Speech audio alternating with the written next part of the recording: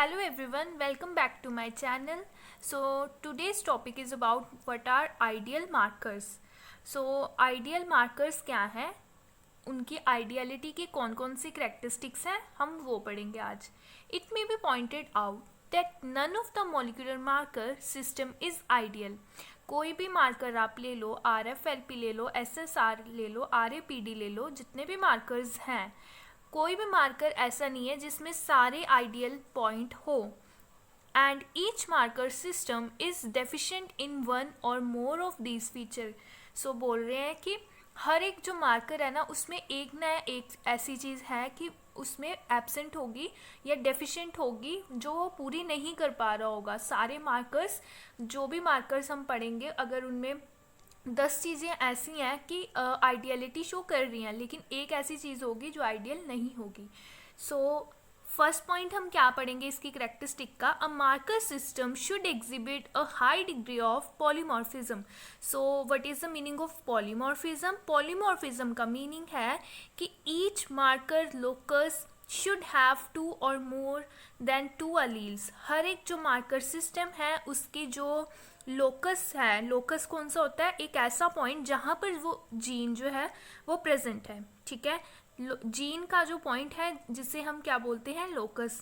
ठीक है, तो एक जीन की एटलीस्ट 2 अलील्स जो हैं वो प्रेजेंट होनी चाहिए. सो उन्होंने यही बोला है पॉलीमॉर्फिज्म में कि that is each markers locus should have 2 और मोर देन 2 अलील्स. 2 या 2 से ज़्यादा ही अलील प्रेजेंट होनी चाहिए. That occur in a population. Population में जो जीन्स हैं, जीन्स के जो लोकस है, उन्हीं की उन्होंने इसमें बात की है कि हर एक जो लोकस है उस पॉइंट पे 2 या 2 से ज़्यादा लील एटलीस्ट प्रेजेंट होनी ही चाहिए, तभी कोई मार्कर जो है आपका एक आइडियल मार्कर कहलाएगा. सेकेंड पॉइंट क्या है इसका? Marker loci should be extensively distributed in a genome. इसमें ये बताया गया है कि जो मार्कर का लोकस होगा, लोकस मतलब जहाँ पर जीन्स होंगी, वो पूरी की पूरी कहाँ पर होनी चाहिए? पूरे के पूरे जीनोम में स्प्रेड आउट होनी चाहिए. ये नहीं कि जीनोम की किसी पोर्शन में या किसी स्पेसिफिक क्रोमोसोम में ही इस तरह के मार्कर प्रेजेंट होने चाहिए. यहाँ पे ऐसी एग्जांपल ले सकते हैं कि अगर कोई मार्कर बॉडी के अंदर प्रेजेंट है तो बॉडी के हर एक पार्ट में, हर एक ऑर्गन में वो मार्कर की जो मतलब प्रेजेंस है होनी चाहिए. ये नहीं कि सिर्फ स्पेसिफिक पॉइंट पे ही वो प्रेजेंट हो. थर्ड पॉइंट क्या है? An ideal marker should B को डोमिनेंट. हर एक जो मार्कर है, अगर हम उसको आइडियल मार्कर मान रहे हैं तो वो क्या होना चाहिए? को डोमिनेंट होना चाहिए. अब को डोमिनेंसी का मीनिंग होता है कि जो मार्कर है, मार्कर की जो जीन है, मतलब जो मार्कर है वो एज इट इज़ उसे हम जीन का ही रिप्रेजेंटेशन बोलते हैं, है ना. सो वो जीन का क्या होना चाहिए? जो जीन की अलील्स होती हैं, दोनों अलील्स क्या होनी चाहिए? इक्वली एक्सप्रेसिव होनी चाहिए. हमने कहा कि एक जो जीन है जिसे हम मार्कर का नाम दे रहे हैं, सो उसकी जो 2 अलील्स हैं वो दोनों ही क्या होनी चाहिए? डोमिनेट होनी चाहिए. दोनों इक्वली एक्सप्रेशन जो है शो करे. Such a marker provide more information because जो को डोमिनेंट मार्कर होते हैं रैदर देन डोमिनेंट मार्कर, वो क्या प्रोवाइड करते हैं? हमारे को इन्फॉर्मेशन ज़्यादा प्रोवाइड करते हैं than a dominant marker.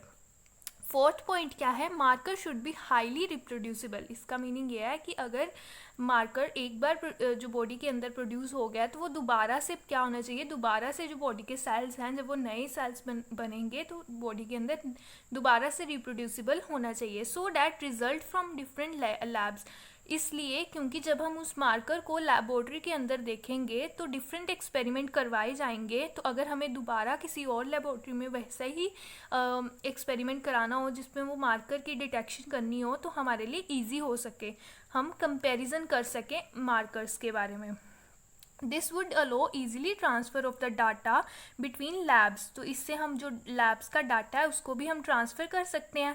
And which would accelerate research and development activity. जिससे हमारी जो रिसर्च और डेवलपमेंट एक्टिविटीज़ हैं वो भी ज़्यादा डेवलप होंगी. The detection of marker should B rapid. हमें जो भी बॉडी के अंदर मार्कर प्रेजेंट होगा किसी ऑर्गेनिज्म के या जीनोम के अंदर प्रेजेंट होगा, वो क्या ना ईजिली डिटेक्टेबल होना चाहिए, सिंपल होना चाहिए और ईजी होना चाहिए और रैपिड होना चाहिए.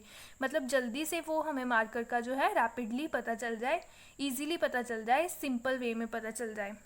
The cost of the detection should be as low possible. So जो डिटेक्शन करने की मतलब किसी मार्कर को डिटेक्ट करने की जो कॉस्ट आती है वो सबसे ज़्यादा क्या होनी चाहिए, कम होनी चाहिए, जितनी हो सके possible. So thank you so much friends, आज हमने आइडियल मार्कर्स के बारे में पढ़ा। आई होप आपको आइडियल मार्कर्स के जो आइडियल कैरेक्टरिस्टिक्स हैं उनका पता लग गया होगा। अगर कोई क्वेश्चन हो, कोई क्वेरी हो तो आप मुझे कमेंट करके भी बता सकते हैं। एंड अगर वीडियो हेल्पफुल लगी हो तो प्लीज़ लाइक कीजिएगा। चैनल को सब्सक्राइब नहीं किया है तो प्लीज़ सब्सक्राइब भी कीजिएगा। Till then stay safe, stay happy.